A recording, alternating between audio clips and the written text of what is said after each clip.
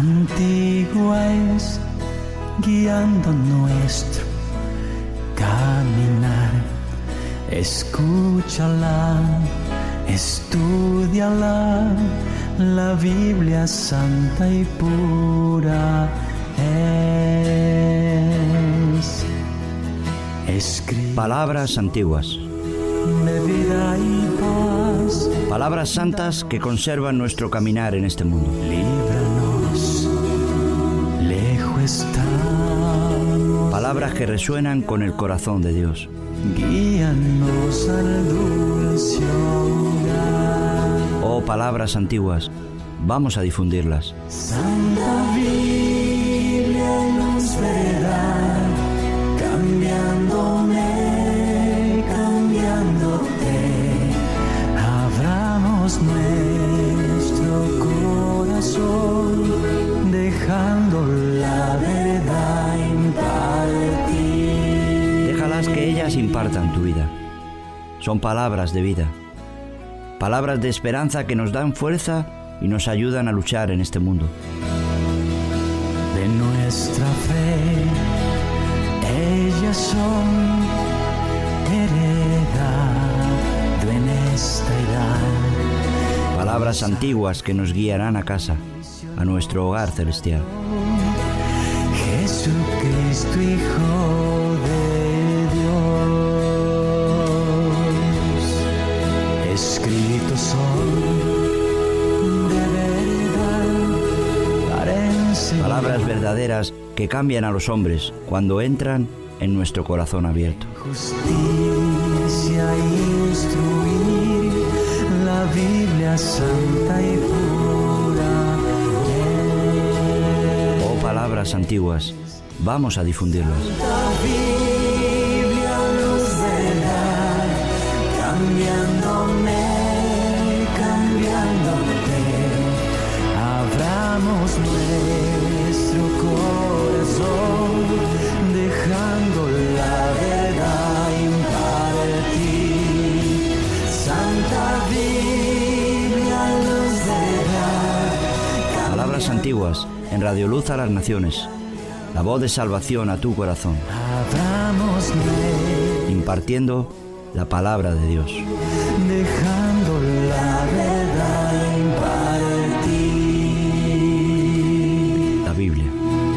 Abramos nuestro corazón. Un tesoro de oración, de Edward Bones. Capítulo 4. La necesidad de la oración. En cualquier estudio sobre los principios, procedimientos, actividades y empresas de la oración, el primer lugar necesariamente debe darse a la fe, que es la cualidad inicial en el corazón de cualquier hombre que pretende hablar con el invisible. Desde su absoluta impotencia, debe extender las manos de la fe hacia adelante. Debe creer, aunque no pueda demostrar.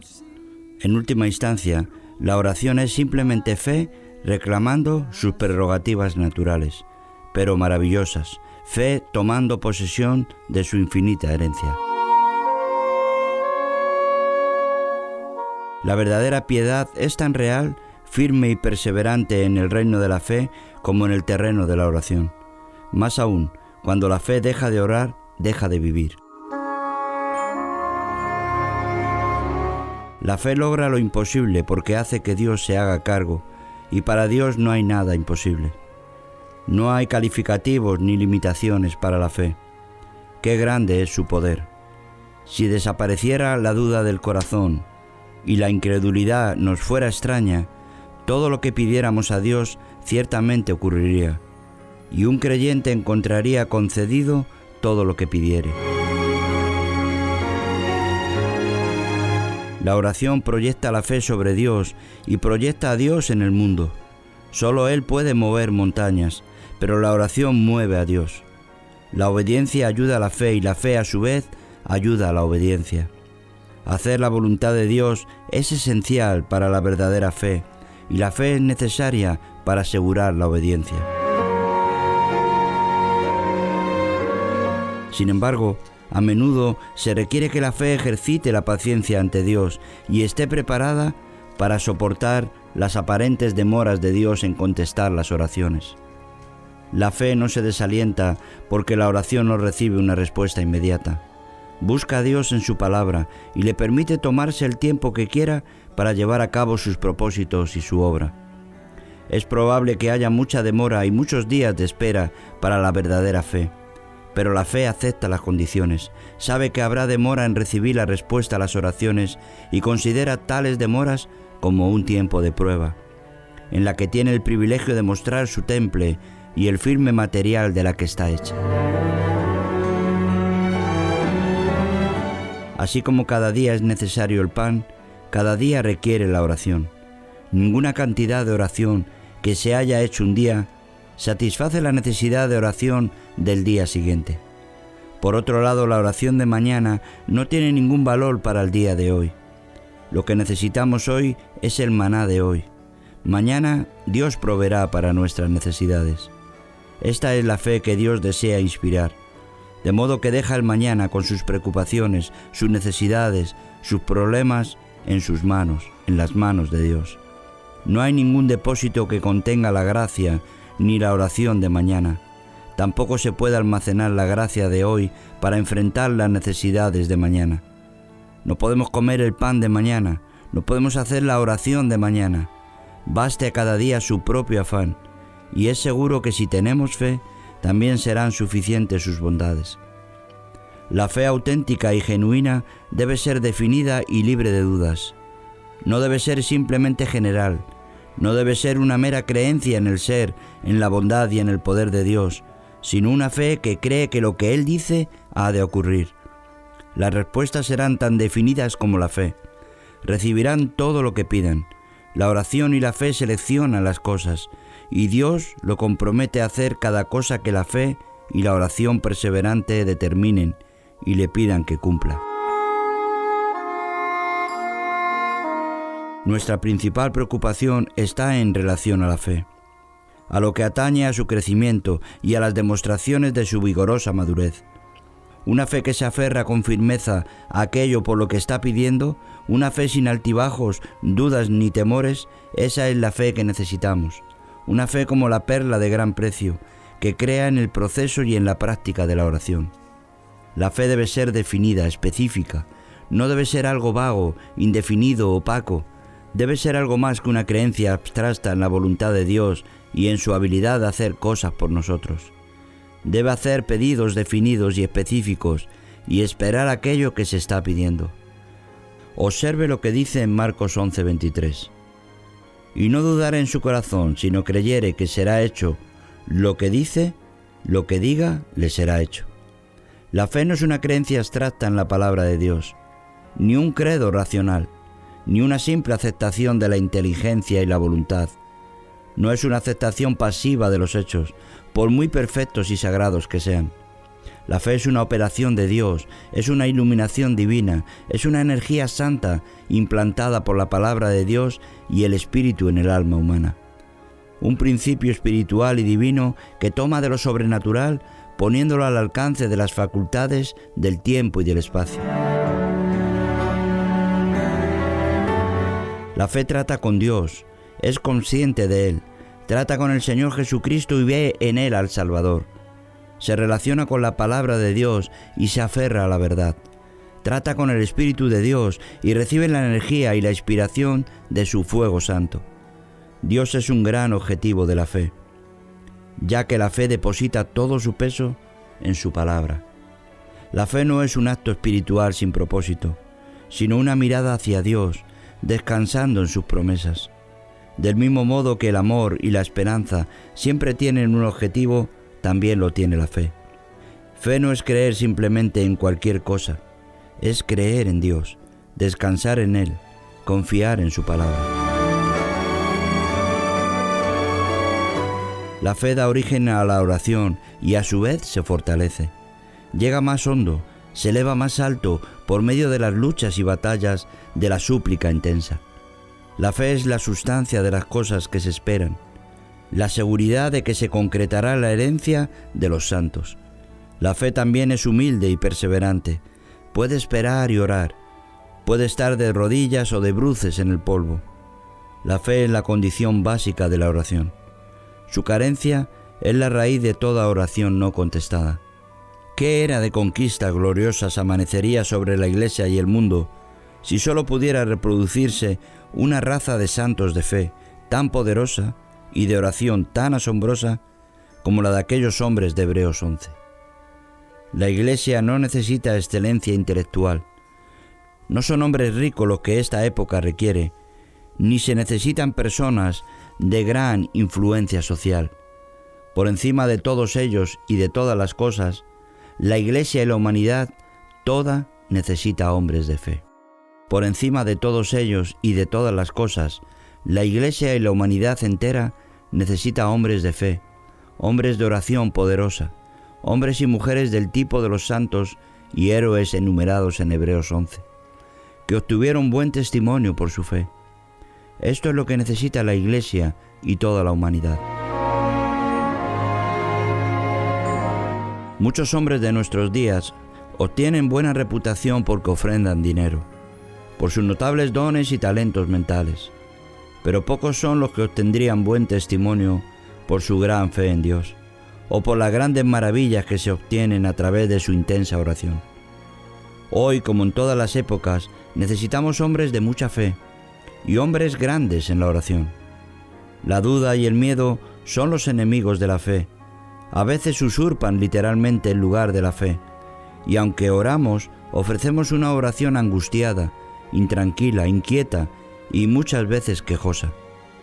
Pedro no pudo caminar sobre el mar en Genesaret porque permitió que las aguas le cubriesen y ahogaran el poder de su fe. Al quitar los ojos de su Señor y mirar las aguas alrededor suyo, comenzó a hundirse y tuvo que gritar pidiendo socorro: «Señor, sálvame». Todos nosotros necesitamos marcar y atender bien el consejo dado en Hebreos. Mirad, hermanos, que no haya en ninguno de vosotros corazón malo de incredulidad para apartarse del Dios vivo. Necesitamos también estar atentos contra la incredulidad, como lo estaríamos contra un enemigo. La fe necesita ser cultivada, por tanto necesitamos continuar orando. Señor, aumentanos la fe, porque la fe puede aumentar, y el tributo de Pablo a los tesalonicenses era que su fe crecía constantemente. La fe crece por el ejercicio, por el uso. Se alimenta con duras pruebas.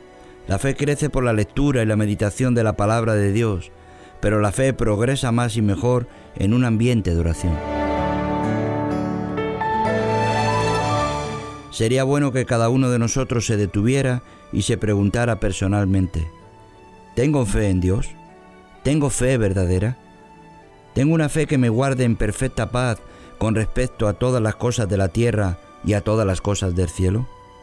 Esta es la pregunta más importante que un hombre puede hacerse y responder.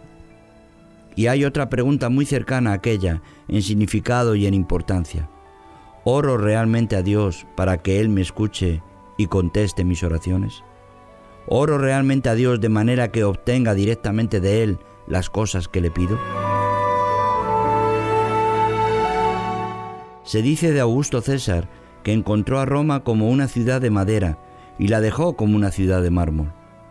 El pastor que logra transformar una congregación que no oraba en un pueblo de oración ha hecho una obra más grande que la de Augusto. Y después de todo, esta es la obra principal del predicador.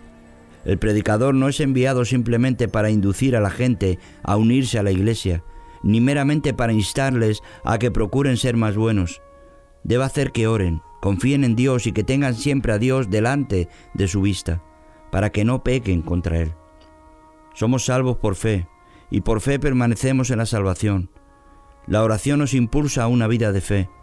Pablo declara que la vida que vive, la vive en la fe del Hijo de Dios, el cual le amó y se entregó por Él, para que Él pudiera andar por fe y no por vista. La fe hace efectiva la oración, y en cierto modo es importante que la preceda, porque es necesario que el que se acerca a Dios cree que le hay, y que es galardonador de los que le buscan. Aún antes de que la oración se dirija hacia Dios, antes de que formule su petición, Antes de que se conozcan sus requerimientos, la fe se debe haber adelantado. Debe haber dado su asentimiento a la verdad de que Dios es galardonador de los que le buscan. Este es el primer paso en la oración. En este sentido, aunque la fe no otorga la bendición, coloca a la oración en posición de pedirla y conduce hacia otro paso que acerca al resultado, ya que ayuda al que hace la petición a creer que Dios quiere y puede bendecirle. La fe hace que la oración inicie su trabajo, despejando el camino hacia el trono de misericordia. Da seguridad, ante todo, de que existe el trono de misericordia y que allí el sumo sacerdote espera las oraciones y a los suplicantes. Y a la fe también sigue la oración, ya que la vida espiritual a la que es guiado el creyente es por la oración una vida de fe. La característica preeminente de la experiencia a la que son llevados los creyentes por la oración no es una vida de obras, sino una vida de fe. Es necesario contrarrestar y evitar todo interrogatorio, ya que el miedo y la duda no tienen lugar en la verdadera oración. La fe debe afianzarse e impedir que estos enemigos desvíen la oración. El espíritu del peregrino facilita mucho la oración. Un espíritu atado al mundo, un espíritu que se satisface con el mundo, no puede orar. En este corazón la llama del deseo espiritual se ha apagado o está ya apagándose débilmente. Las alas de su fe se han cortado. Sus ojos están cubiertos con una película. Su lengua está silenciada. Pero aquellos que con una fe inquebrantable y oración incesante esperan en Jehová, sí renuevan sus fuerzas, sí tienen alas de águilas, sí corren y no se cansan, sí caminan y no desmayan. La oración no se sostiene sola. No es una obligación aislada ni un principio independiente. Vive en asociación con otros deberes cristianos. Está unida a otros principios, hace pareja con otros dones, pero la oración está indisolublemente unida a la fe. La fe le da el color y el tono, modela su carácter y asegura sus resultados. La confianza es la fe absoluta, ratificada y consumada. Cuando todo se ha dicho y se ha hecho, hay algo de aventura en la fe, pero la confianza es una creencia firme, es una fe floreciente. La confianza es un acto consciente, un hecho que podemos sentir. La confianza, como la vida, puede sentirse, aunque es más que un sentimiento. Una vida que no se siente es una contradicción, una confianza que no se siente es un engaño, una contradicción, un improperio. La confianza es el atributo que más se siente.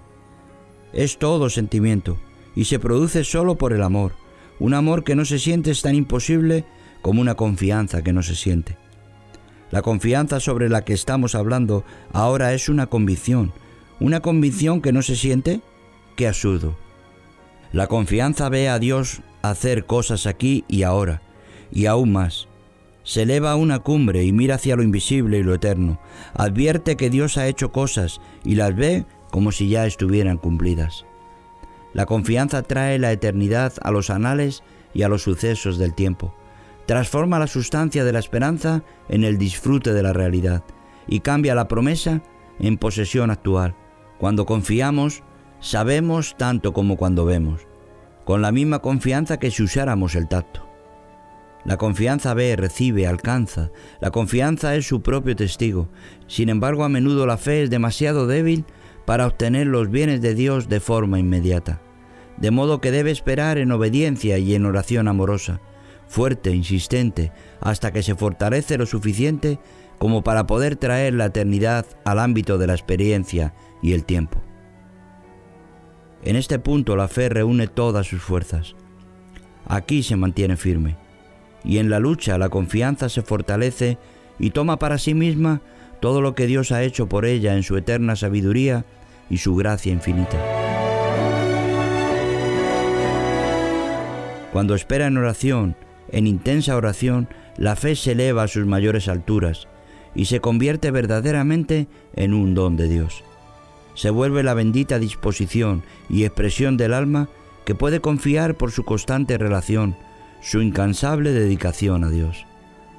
La confianza considerada en un contexto histórico o en un registro puede ser algo muy pasivo, pero la confianza en una persona vitaliza su cualidad, la fructifica y la llena de amor. La confianza que informa la oración se centra en una persona. Nuestro Señor coloca la confianza como el fundamento esencial de la oración. El antecedente de la oración es la confianza. Todo el transcurso del ministerio y la obra de Cristo estaba basado en la confianza en su Padre. El centro de la confianza es Dios. Las montañas de las dificultades y todo otro obstáculo de la oración pueden ser quitados de en medio por la confianza y su valiente secuaz, la fe. Cuando la confianza es perfecta y no tiene dudas, la oración es simplemente una mano extendida, lista para recibir. La confianza perfeccionada es oración perfeccionada. La confianza espera recibir aquello que pide y lo recibe. La confianza no es una creencia de que Dios puede bendecir, sino de que va a bendecir aquí y ahora. La confianza opera en el tiempo presente y la esperanza mira hacia el futuro. La confianza mira al presente, la esperanza espera, la confianza posee, la confianza recibe lo que la oración adquiere. De modo que lo que la oración necesita en todo tiempo es una confianza abundante y permanente. El deseo no es un simple anhelo, es un deseo desesperado, profundamente enraizado, un intenso anhelo de lograr algo. En el ámbito de los asuntos espirituales es una importante añadidura a la oración. Es tan importante que uno podría decir casi que el deseo es un componente esencial de la oración. El deseo precede a la oración, la acompaña y la sigue. El deseo precede a la oración y por ella se origina y se intensifica. La oración es la expresión oral del deseo. Si la oración es pedirle algo a Dios, entonces la oración debe ser pronunciada. La oración se hace pública, mientras que el deseo es silencioso. La oración es escuchada, el deseo no. Cuanto más profundo es el deseo, más fuerte será la oración. Sin el deseo, la oración no es más que un conjunto de palabras sin sentido. Tal oración superficial, formal, sin deseo real que la acompañe, debe ser exterminada como una pestilencia. Su práctica es una tremenda pérdida de tiempo, y de ello no se obtiene ninguna bendición. En la oración dependemos absolutamente del nombre, el mérito y la virtud intercesora de Cristo, nuestro gran sumo sacerdote. Indagando por debajo de las condiciones y fuerzas que acompañan a la oración, llegamos a esta base vital que está sellada en lo secreto de nuestro corazón. No es simplemente nuestra necesidad, es el anhelo ardiente del corazón por aquello que necesitamos lo que nos impulsa a orar. El deseo es la voluntad en acción, un anhelo fuerte y consciente que mueve nuestro ser interior para procurarnos un gran bien. El deseo engrandece el objeto de su añoranza y fija la mente sobre él. Tiene la preferencia, la decisión y la pasión sobre él. La oración basada en esto es explícita y específica. Conoce su necesidad, siente y ve aquello que la satisface y se apresura a conseguirlo. El empobrecimiento de la llama del deseo santo es destructivo para las fuerzas vitales y agresivas de la vida de la Iglesia. Dios debe ser representado por una Iglesia agresiva, o de lo contrario no está representado en absoluto.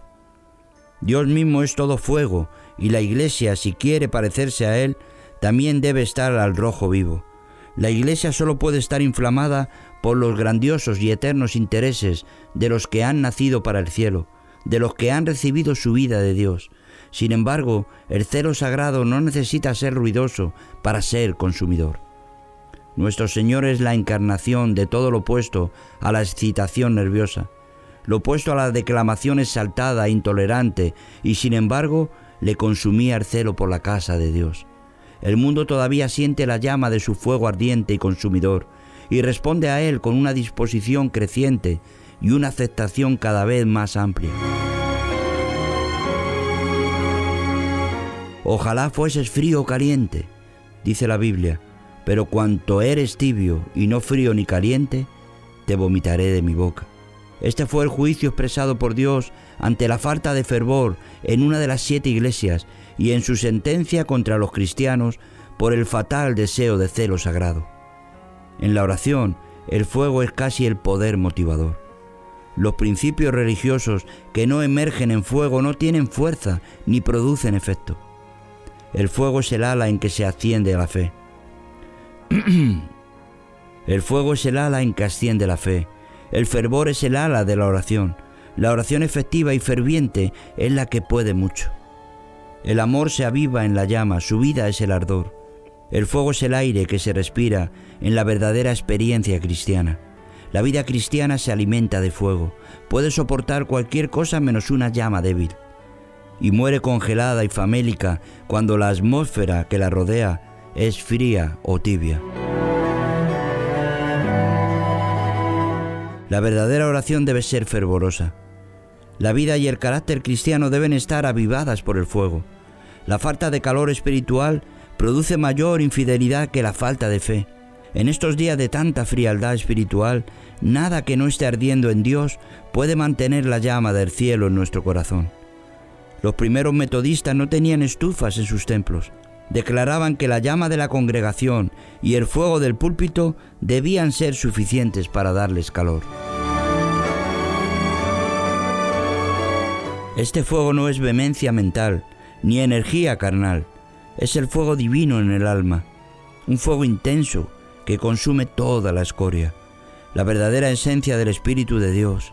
Ni la erudición, la pureza de dicción, la amplitud mental, la mejor elocuencia ni la gracia personal pueden compensar la falta de fervor.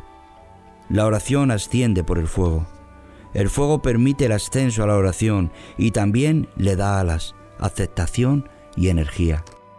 No hay incienso sin fuego, no hay oración sin llama. El deseo ardiente es la base de la oración perseverante.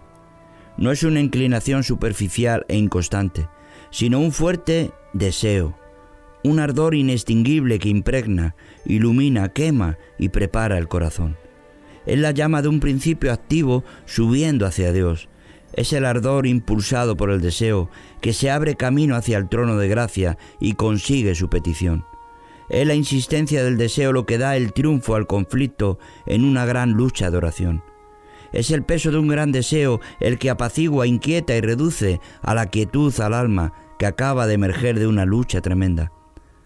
Es el carácter acaparador del deseo el que arma a la oración con 1000 peticiones y la viste con un valor invencible y un poder conquistador sin límites.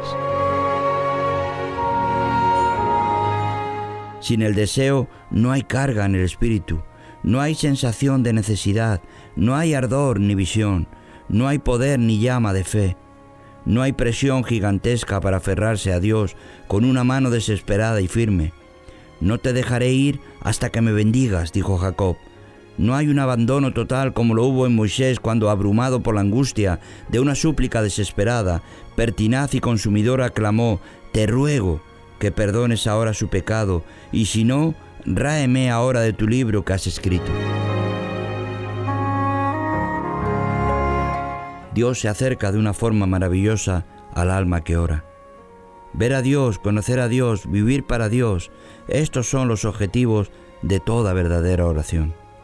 Por ello la oración es, finalmente, inspirada para buscar a Dios. El deseo de la oración se inflama por ver a Dios, por tener una revelación más clara, más plena, más dulce, más rica de Dios. Para los que oran de esta forma, la Biblia se convierte en una nueva Biblia y Cristo es un nuevo Salvador por la luz y la revelación en el interior de su cámara interior, de su corazón. La oración sin fervor carece de sentimiento. Es una cosa vacía, una vasija inadecuada. El corazón, el alma y la vida deben probar toda oración real. El cielo debe llegar a sentir la fuerza de este clamor ante Dios. Las oraciones deben estar al rojo vivo. Es la oración ferviente la que resulta efectiva y obtiene lo que busca. La frialdad del espíritu obstaculiza las oraciones. La oración no puede vivir en el clima del invierno. El ambiente gélido congela la petición. y seca los manantiales de la súplica. Se requiere fuego para movilizar la oración. El calor espiritual crea una atmósfera favorable a la oración, porque es favorable al fervor. Por la llama, la oración asciende al cielo, y sin embargo, el fuego no es un bullicio, ni calor, ni ruido. El calor es intensidad, algo que ilumina y quema. El cielo no es un buen mercado para el hielo. La calidad beligerante de la oración perseverante no surge de la vehemencia física ni de la energía carnal. No es un simple impulso de energía ni una mera sinceridad del alma. Es una fuerza otorgada, una facultad implantada y avivada por el Espíritu Santo. Es virtualmente la intercesión del Espíritu de Dios en nosotros. Es más aún la oración eficaz, la oración ferviente que puede mucho. El Divino Espíritu, informando a cada elemento en nuestro ser, con la energía de su propio esfuerzo, es la clave de la persistencia que nos urge a orar ante el trono de gracia, a continuar orando hasta que las paredes caigan y descienda la bendición. Esta oración combativa puede no ser ruidosa ni vehemente, sino tranquila, tenaz e insistente. Puede ser silenciosa, cuando no hay señales exteriores de su portentosa fuerza. Nada distingue a los hijos de Dios tan clara y firmemente como la oración. Es la marca y la prueba infalible del cristiano. El pueblo cristiano es un pueblo que ora. Los que tienen una mente mundana no oran. Los cristianos apelan a Dios. Los mundanos ignoran a Dios y no invocan su nombre. Pero hasta el cristiano necesita cultivar la oración constantemente. La oración debe ser habitual, pero debe ser mucho más que un hábito. Es una obligación, pero una obligación que va mucho más allá y está por encima de lo que generalmente implica este término. Es la expresión de una relación con Dios, un anhelo por tener comunión con lo divino. Es el fluir hacia afuera y hacia arriba de la vida interior, hacia sus fuentes originales. Es una afirmación de la paternidad del alma, un reclamo filial que une al hombre con el Eterno. Quien no insiste en sus peticiones no ora en absoluto. Las oraciones frías no tienen acceso al cielo y no son escuchadas en las cortes celestiales. El fuego es la vida de la oración y solo se alcanza el cielo por una insistencia en una escalera ascendente. La oración persistente nunca desfallece ni se cansa, nunca se desanima, nunca cede a la cobardía, sino que está anclada y sostenida por una esperanza que no se desespera, por una fe que no se desprende nunca. La oración persistente tiene paciencia para esperar y fuerza para seguir adelante. Nunca se prepara para dejar de orar y se resiste a levantarse de sus rodillas hasta que obtiene la respuesta. La oración gobierna la conducta y la conducta forja el carácter. La conducta es lo que hacemos, el carácter es lo que somos. La conducta es la vida exterior, el carácter es la vida interior, escondida e invisible, pero puesta de manifiesto por lo que se ve. La conducta es externa, se ve desde afuera. El carácter es interno, obra dentro. En la economía de la gracia, la conducta es la manifestación del carácter. El carácter es el estado del corazón y la conducta es su expresión externa. El carácter es la raíz del árbol, la conducta es el fruto que lleva el árbol. La misión de la oración es cambiar el carácter y la conducta de los hombres que en innumerables aspectos son forjados por la oración. Llegados a este punto, estas credenciales prueban la divinidad de la oración. Y así como la misión de la oración es lograr esto, la obra central de la Iglesia es tomar hombres malvados y hacerlos buenos. Su misión es cambiar la naturaleza humana, cambiar el carácter, influenciar el comportamiento y revolucionar la conducta. Un producto refleja y participa del carácter de la fábrica que lo produce. Una iglesia justa con propósitos justos produce hombres justos. La oración produce limpieza de corazón y pureza de vida. No puede producir otra cosa. La conducta pecaminosa nace de la falta de oración. Ambas van de la mano. La oración y el pecado no pueden estar en mutua compañía. Uno de los dos debe detenerse necesariamente. Si se consigue que los hombres oren, dejan de pecar, porque la oración produce asco por el pecado y trabaja de tal modo en el corazón que la maldad se vuelve repugnante y la naturaleza entera se alza a la reverente contemplación de cosas santas y elevadas.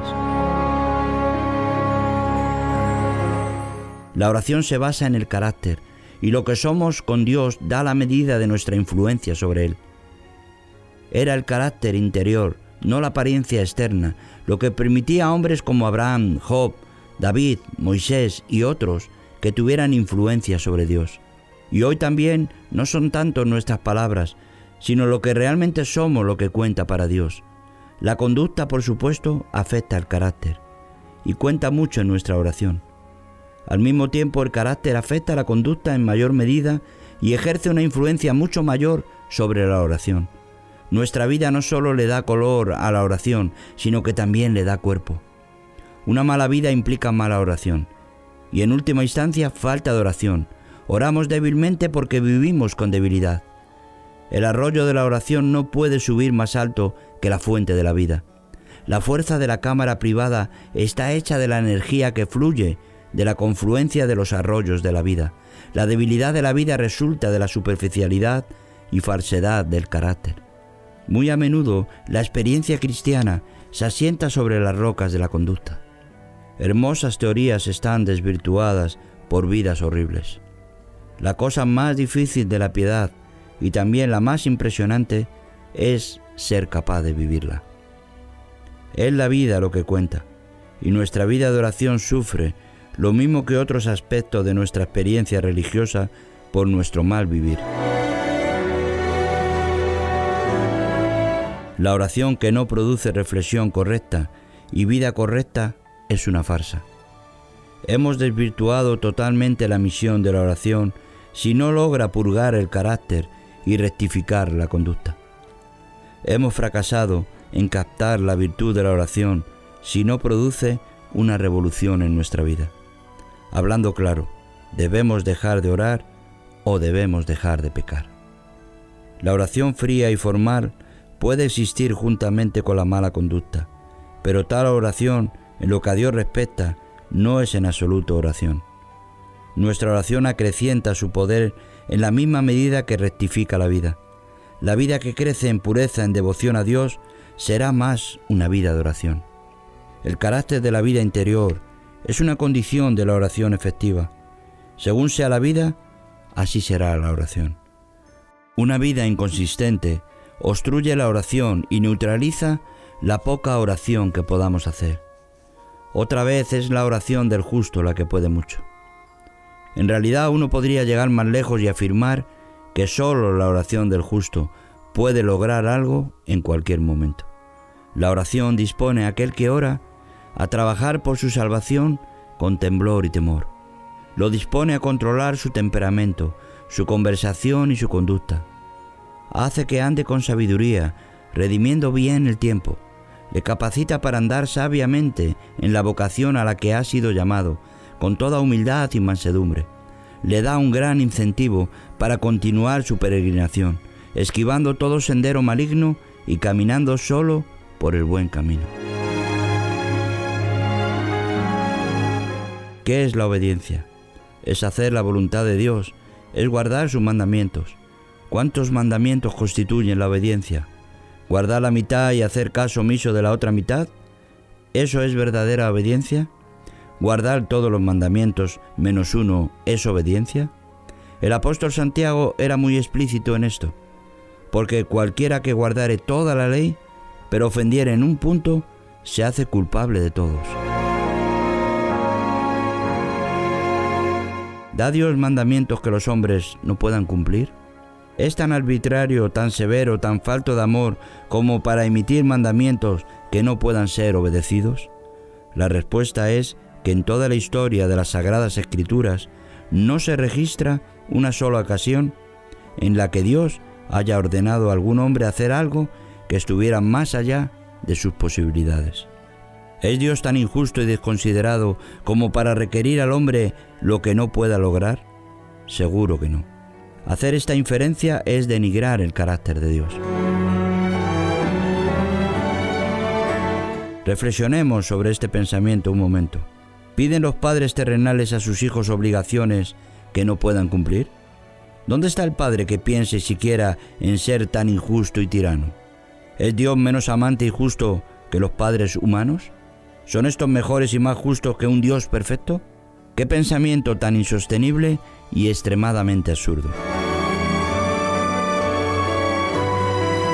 La obediencia es amor, amor que cumple cada mandamiento, amor expresándose a sí mismo. La obediencia, por lo tanto, no es una exigencia más pesada puesta sobre nosotros que la que siente el esposo hacia su esposa, o la esposa hacia el esposo. El amor disfruta obedeciendo y agradando a quien ama. En el amor no hay trabajos pesados. Puede haber exigencias, pero no producen fastidio. No hay tarea imposible para el amor.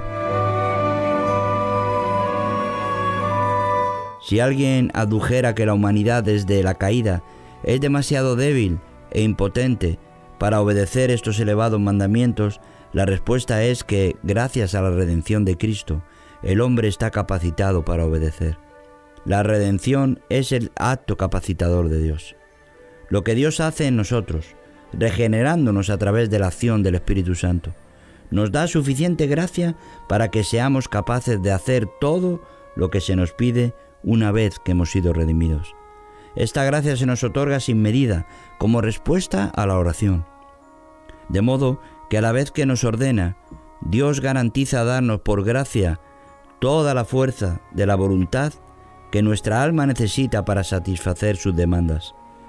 Si esto es cierto, el hombre no tiene excusa por su desobediencia y es claramente culpable por rechazar o no adquirir la gracia necesaria con la cual poder servir a Dios en reverencia y temor santo.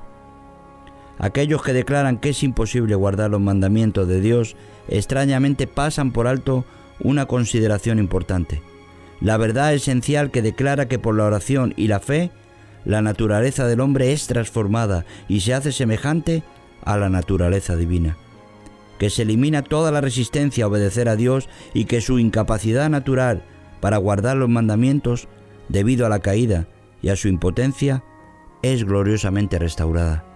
Por este cambio radical que se produce en su naturaleza moral, el hombre recibe poder para obedecer a Dios en todo y rendirse en lealtad plena y gozosa. Luego puede decir: me deleito en hacer tu voluntad, oh Dios mío.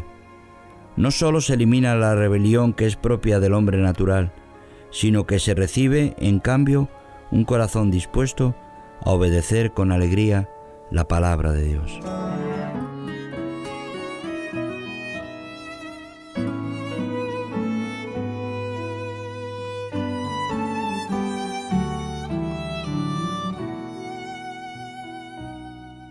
Dulce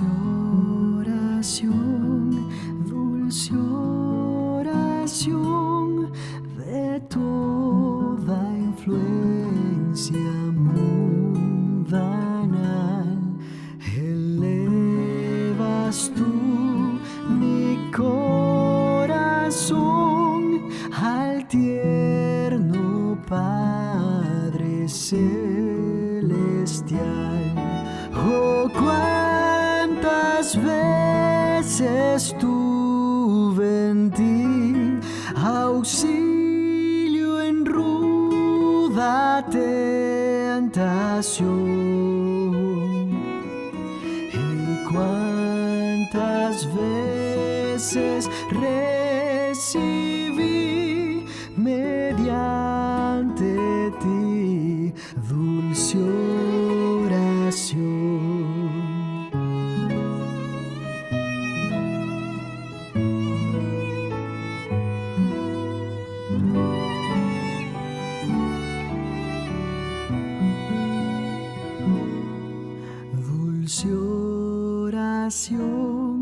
Dulce oración al trono excelso de bondad.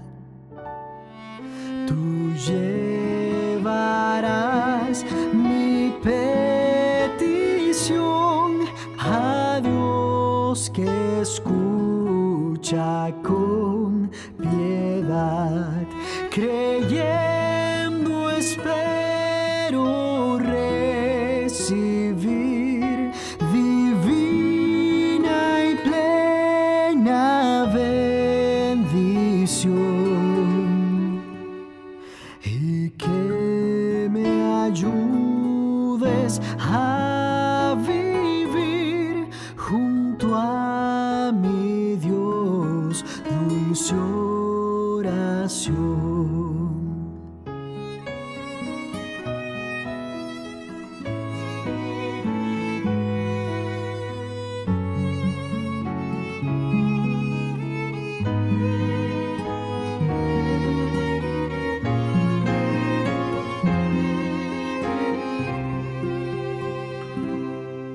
Dulce oración, dulce oración, aliento y gozo al alma das en este valle de aflicción.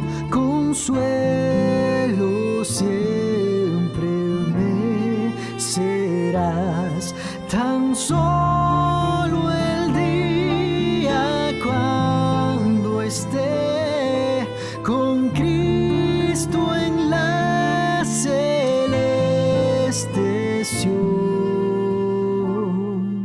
Entonces me despediré feliz de ti, dulce